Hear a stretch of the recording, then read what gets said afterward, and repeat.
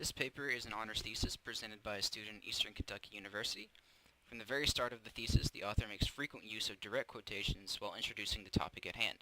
This is perfectly fine in the beginning of the paper because the only purpose these quotes serve is to introduce topics to us that we probably don't have much knowledge of. If the paper maintained this behavior, then that would become a problem because it would indicate that the person writing the paper may not have fully comprehended the sources that they were using. Thankfully, this isn't the case, as the author then begins to paraphrase sources and drawing conclusions from them, which can be seen here.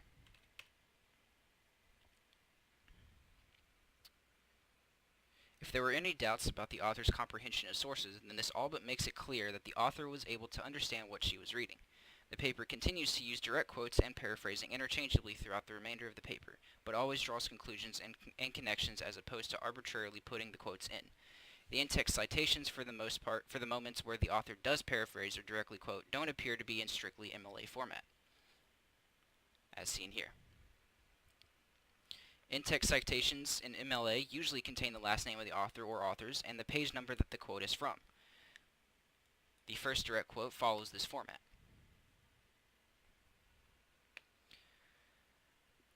Excluding this citation, most of the in-text citations don't include the page number.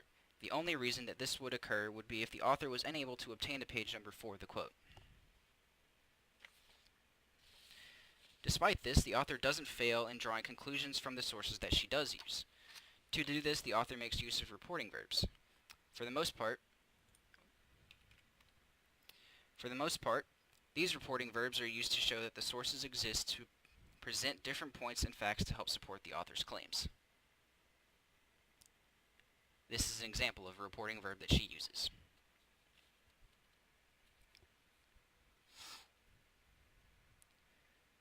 Throughout the paper,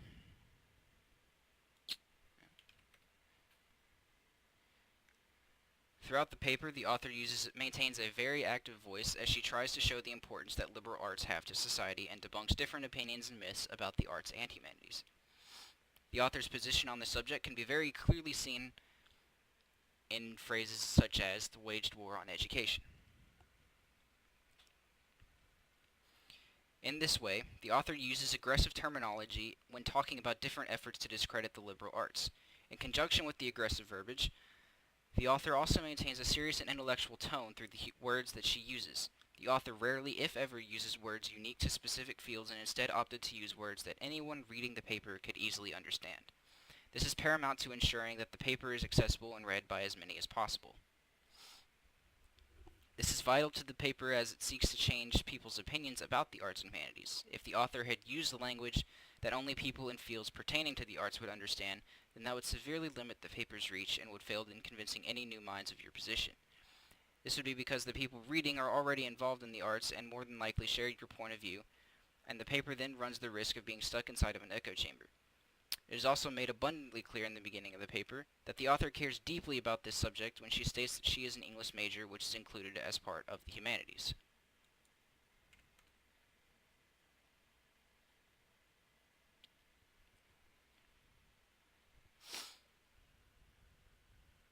By including this detail, we know that she has a reason to care about this issue because it affects her. The only problem this presents to the reader is that she could become a victim of bias, which could compromise the integrity of the paper if that bias consumes the research she is doing Despite this potentially compromising dilemma, the author manages to not let her bias get in the way of presenting facts. The author only makes use of one graph throughout the entirety of the paper, and is used to help reinforce a claim made previously. In this case, the graph is necessary to back up the author's objective claim of the United States' global rankings in STEM subjects. In this instance, providing a graph provides a visual intensifier of the claim made by the author. Being able to see the United States in the bottom spot on the graph has the potential to pack an emotional punch to the reader, as most people don't enjoy losing. This is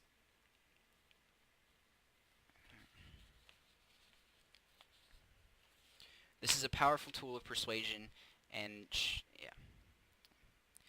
the author also makes use of section headings in the paper.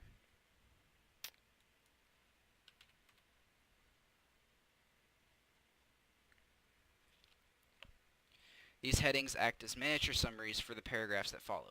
This offers the reader a moment to glean the general idea of the section that is coming up. Because of this, the paper is neatly divided with clear ideas in each section, which allows for easy navigation around the paper, which further adds to the accessibility that the paper is trying to achieve in reaching a wider audience.